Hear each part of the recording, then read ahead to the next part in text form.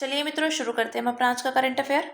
देखते हैं हमारी जितनी भी महत्वपूर्ण खबरें हैं सभी पे विस्तार से चर्चा और विश्लेषण करते हैं। हमारी पहली न्यूज़ है, भारत और मॉरिशस ने संबंधों को रणनीतिक साझेदारी तक बढ़ाया। तो भारत के प्रधानमंत्री की मॉरिशस यात्रा के दौरान भारत और मॉरिशस ने उन्नत रणनीतिक साझेदारी के लिए एक संयुक्त विजन का अनावरण किया। इसके अलावा दोनों देशों ने विविध क्षेत्रों में संबंधों को बढ़ावा देने के लिए 8 समझौतों पर हस्ताक्षर किए। भारत और मॉरिशस के बीच संबंधों को मजबूत करने में पीएम नरेंद्र मोदी के योगदान के लिए उन्हें मॉरिशस के सर्वोच्च नागरिक पुरस्कार से भी सम्मानित किया गया। यात्रा की प्रमुख उपलब्धियां जानते हैं तो स्थानीय मुद्रा में सीमा पार लेन देन के लिए स्थानीय मुद्राओं के उपयोग को बढ़ावा देने हेतु एक फ्रेमवर्क की स्थापना के लिए समझौते पर हस्ताक्षर किए गए।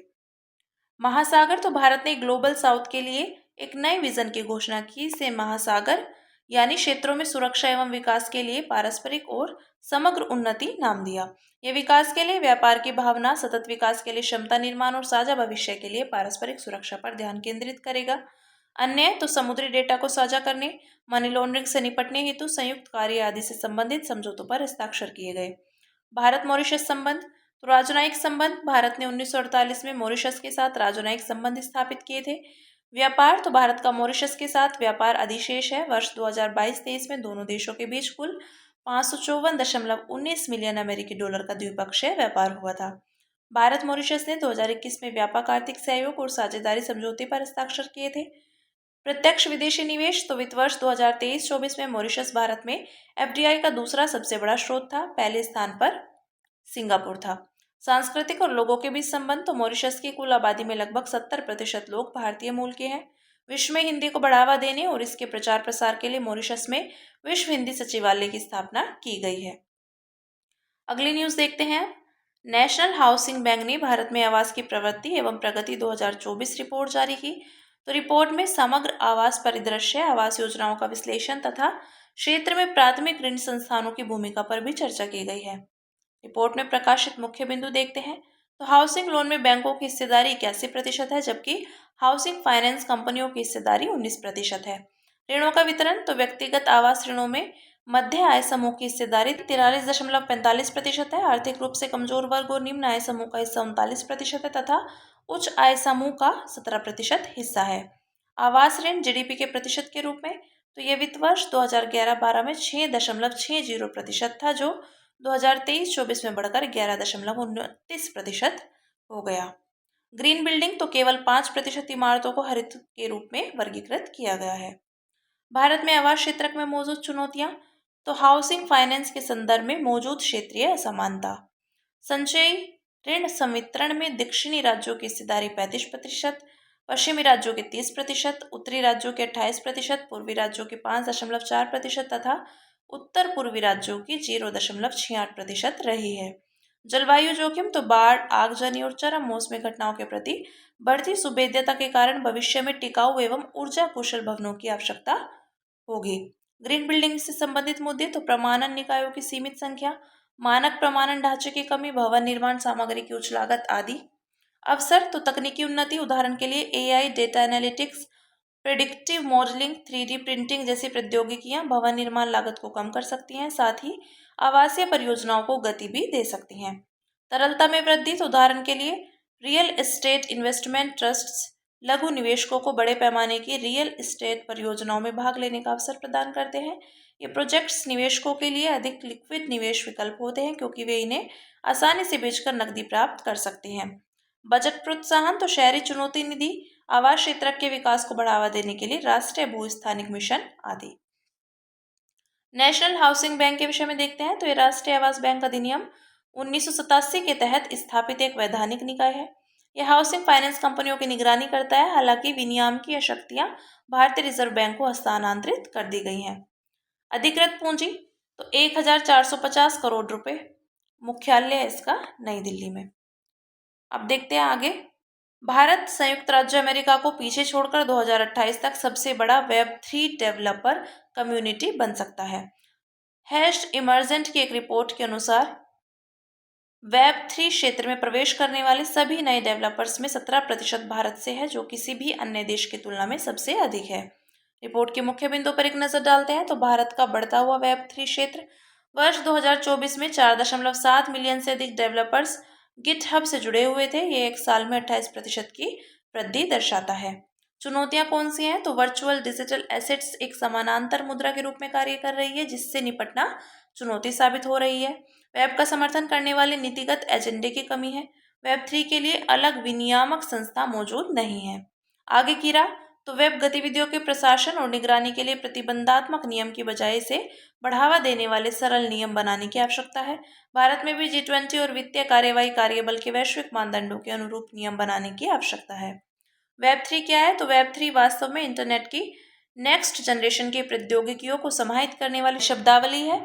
इसमें ब्लॉकचेन जैसी तकनीकें शामिल हैं। वेब 3 का उद्देश्य डेटा के स्वामित्व का विकेंद्रीकरण करना और मध्यवर्तियों पर निर्भरता को कम करना है। इस तरह वेब पर उपलब्ध सूचनाओं पर व्यक्ति यानी यूजर का स्वयं का नियंत्रण होता है।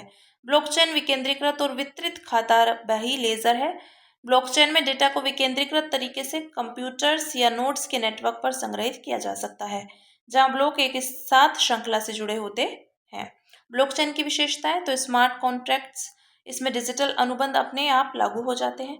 वितरित, तो सभी विश्वस्त भागीदारों के पास खाता बही की एक कॉपी होती है, जिससे पूरी पारदर्शिता बनी रहती है। सुरक्षित, तो सभी रिकॉर्ड व्यक्तिगत रूप से एनक्रिप्टेड होते हैं। अपरिवर्तनीय, एक बार वैध ठहराया गया रिकॉर्ड बदला नहीं जा सकता।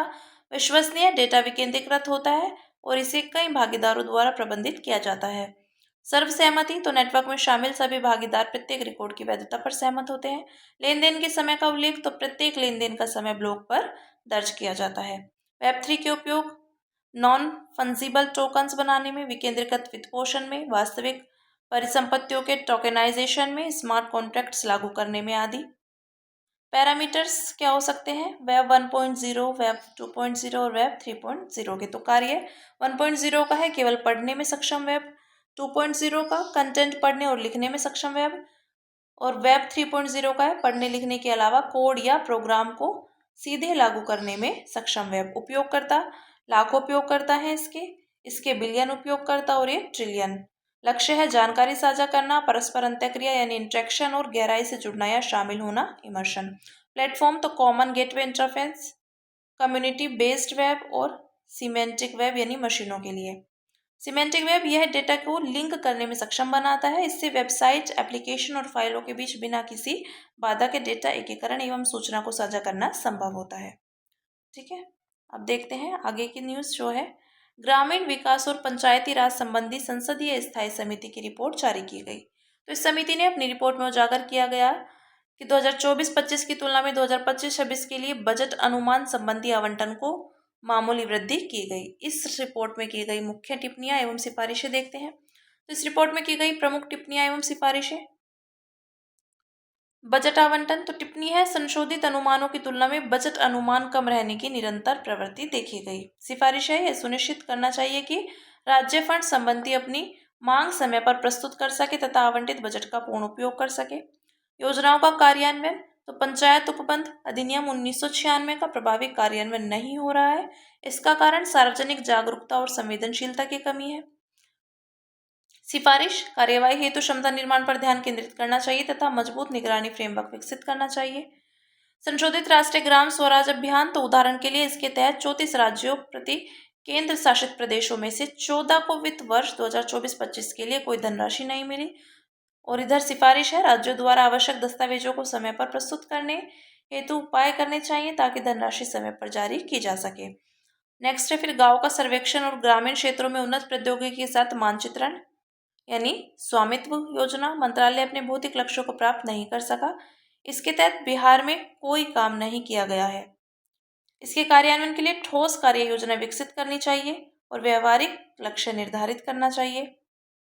फिर आगे है प्रशिक्षित जनशक्ति, तो सहायक कर्मचारियों की भारी कमी है। उदाहरण के लिए बिहार में 5 से 6 ग्राम पंचायतों का प्रबंधन केवल एक अधिकारी द्वारा किया जा रहा है। सिफारिश या कार्यभार कम करनी और सेवा वितरण में सुधार के लिए डिजिटल गवर्नेंस संबंधी पहलों को अपनाना चाहिए। फिर अनुदान के प्रकार, तो सशर्त अनुदान का उपयोग निर्धारित कार्य या योजनाओं के लिए होता है, जबकि गैर सशर्त अनुदान का उपयोग स्थानीय आवश्यकताओं के लिए किया जा सकता है। सिफारिश है अधिक सुगमता और सहूलियत के लिए सशर्त और गैर सशर्त अनुदान की अवधारणा के मध्य के अंतर को समाप्त करना चाहिए। पंचायत चुनाव, तो अलग अलग राज्यों में पंचायत चुनावों में देरी देखी जा रही है, जैसे कर्नाटक 2021 में। सिफारिश है 73वें संविधान संशोधन के अनुसार समय पर चुनाव कराना चाहिए। राजस्व सृजन, तो सरकार से मिलने वाले अनुदान पर अत्यधिक निर्भरता बनी हुई है। सिफारिश है पंचायतों को संपत्ति कर, उपयोगकर्ता शुल्क और अन्य स्थानीय शुल्कों के माध्यम से अपना राजस्व सृजित करने के लिए सशक्त बनाना चाहिए। ठीक है, आगे देखते हैं। संसद में कृषि संबंधी संसदीय स्थायी समिति की रिपोर्ट प्रस्तुत की।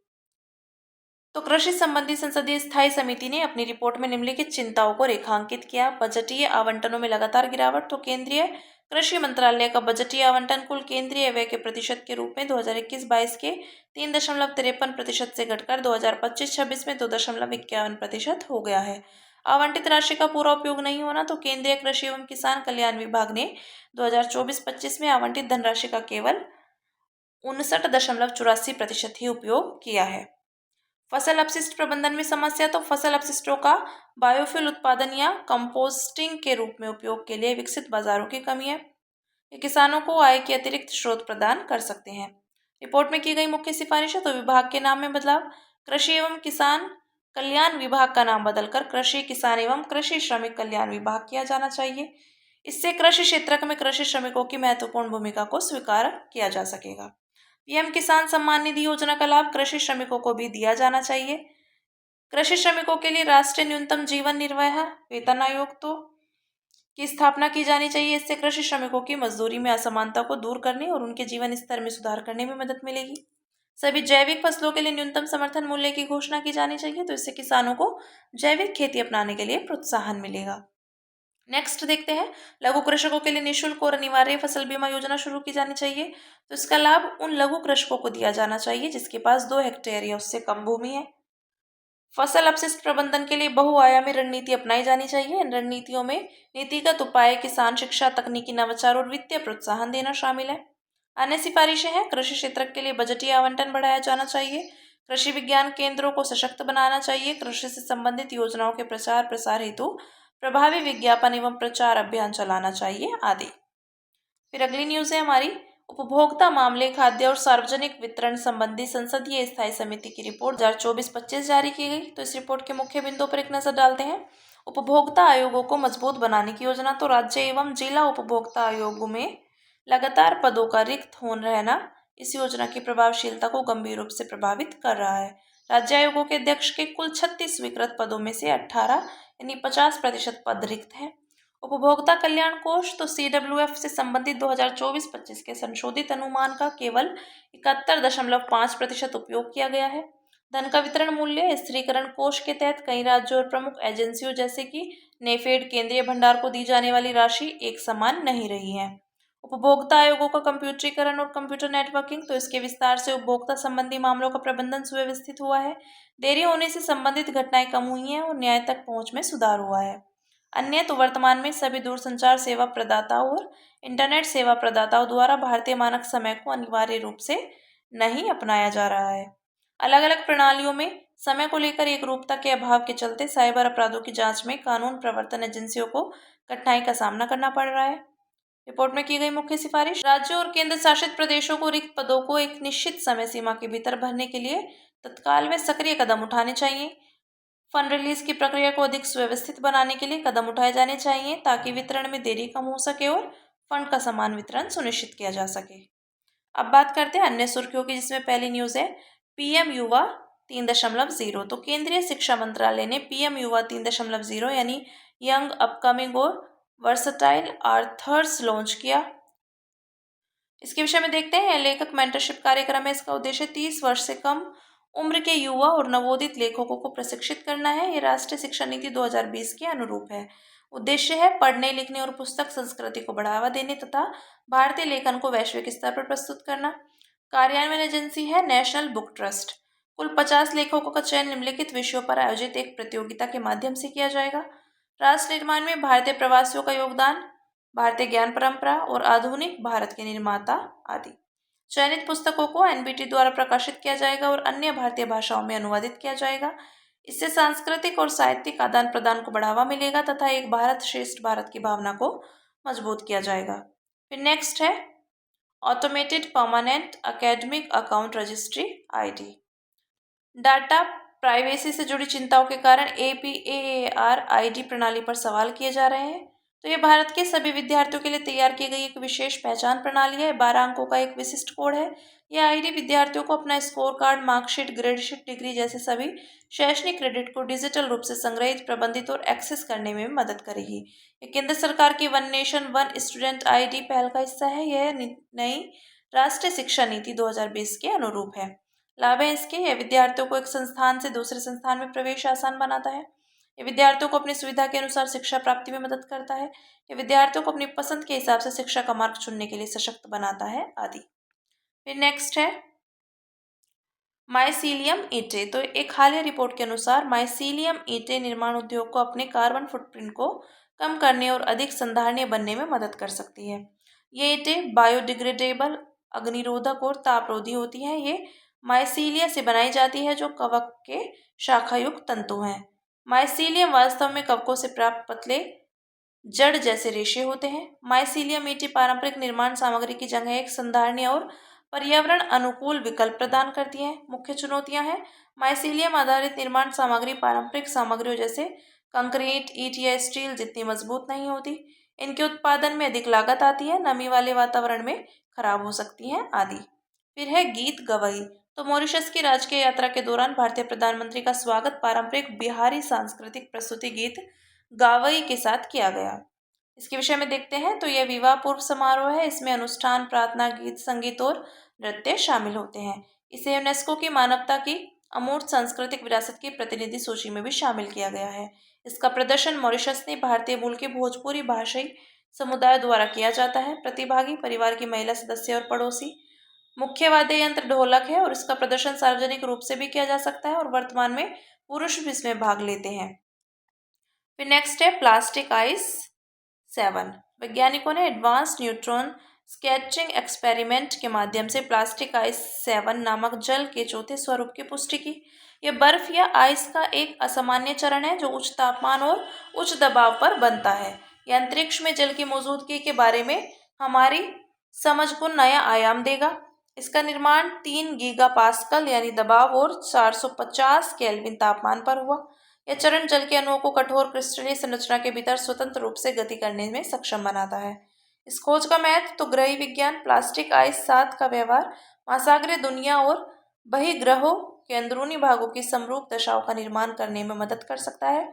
बहिर्ग्रहों पर जीवन की संभावना तो गहरे महासागरों में पोषक तत्वों के परिवहन इसकी क्षमता बहिर्ग्रहों पर जीवन की संभावना को साकार कर सकती है। इससे अंतरिक्ष में जल के बारे में हमारी समझ बदल गई है। ठीक है, फिर नेक्स्ट है तेल क्षेत्र विनियमन और विकास संशोधन विधेयक। तो लोकसभा ने तेल क्षेत्र संशोधन विधेयक पारित किया। इस विधेयक द्वारा तेल क्षेत्र अधिनियम 1948 में संशोधन किए गए हैं। उद्देश्य है तेल क्षेत्र के कानूनी फ्रेमवर्क में सुधार करना ताकि यह वर्तमान आवश्यकताओं और बाजार की मांग आपूर्ति के अनुकूल हो सके। साथ ही ऑयल फील्ड को निवेशकों के निवेश के लिए अधिक आकर्षक बनाया जा सके। खनिज तेलों की परिभाषा का विस्तार। तो विधेयक के अनुसार खनिज तेल की श्रेणी में सभी प्राकृतिक हाइड्रोकार्बन, कोल बेड मीथेन और शेल गैस तेल भी शामिल होंगे। एकल परमिट प्रणाली की शुरुआत। तो अब पेट्रोलियम लीज नामक एक ही परमिट प्रणाली लागू होगी। फिर नेक्स्ट है विश्व वायु गुणवत्ता रिपोर्ट 2024। तो IQAir ने 7वीं वार्षिक विश्व वायु गुणवत्ता रिपोर्ट 2024 जारी की। यह रिपोर्ट वर्ष 2024 में विश्व में वायु गुणवत्ता की स्थिति का मूल्यांकन करती है। केवल 7 देशों ने WHO की वार्षिक औसत PM 2.5 गाइडलाइन को पूरा किया। ये देश हैं Australia, Bahamas, Barbados, Estonia, Grenada, Iceland और न्यूजीलैंड। WHO के अनुसार वायु में सूक्ष्म कणीय पदार्थ PM 2.5 की वार्षिक औसत मात्रा 5 माइक्रोग्राम प्रति घन मीटर से अधिक नहीं होनी चाहिए। 2024 के 5 सर्वाधिक प्रदूषित देश हैं चाड, बांग्लादेश, पाकिस्तान, कांगो लोकतांत्रिक गणराज्य, भारत। दिल्ली अब भी दुनिया का सबसे प्रदूषित राजधानी शहर बना हुआ है। भारत का बर्निहाट असम 2024 में सबसे प्रदूषित महानगरीय क्षेत्र रहा है और ओशिनिया विश्व का सबसे स्वच्छ क्षेत्र है। फिर है अस्त्र मिसाइल। तो एरोनॉटिकल डेवलपमेंट एजेंसी ने अस्त्र मिसाइल का सफल परीक्षण किया। इसकी प्रमुख विशेषताएं देखते हैं तो यह DRDO द्वारा डिजाइन और विकसित beyond visual range air to air missile है। रेंज 80 से 110 किलोमीटर, अधिकतम गति मैक 4.5 और ये एडवांस्ड गाइडेड और नेविगेशन क्षमताओं से लैस है। सुर्खियों में रहा स्थल ग्वाटेमाला, राजधानी ग्वाटेमाला सिटी। तो ग्वाटेमाला के फ्यूगा ज्वालामुखी में उद्गार से तप्त पदार्थ और पायरोक्लास्टिक प्रवाह निकल रहा है। इसके विषय में देखते हैं भौगोलिक अवस्थिति। तो ये मध्य अमेरिका में स्थित है। सीमावर्ती देश इसके उत्तर में मैक्सिको, उत्तर पूर्व में बेलीज तथा दक्षिण में होंडुरास और अल साल्वाडोर स्थित है। सीमावर्ती जल निकाय तो इसके पूर्व में होंडुरास की खाड़ी तथा दक्षिण में प्रशांत महासागर स्थित है। भौगोलिक विशेषताएं तो उच्चतम बिंदु है टाजुमुल्को ज्वालामुखी, यह मध्य अमेरिका की सबसे ऊंची चोटी है। प्रमुख ज्वालामुखी पकाया, फ्यूगो, सांता मारिया आदि। प्रमुख मैदान और क्षेत्र प्रशांत तटीय मैदान, पेटेन क्षेत्र आदि। ठीक है, तो हमारी आज की जितनी भी महत्वपूर्ण खबरें थी हमने सभी पे विस्तार से चर्चा और विश्लेषण किया है। अब इसी के साथ मिलते हैं कल अपनी नई खबरों के साथ।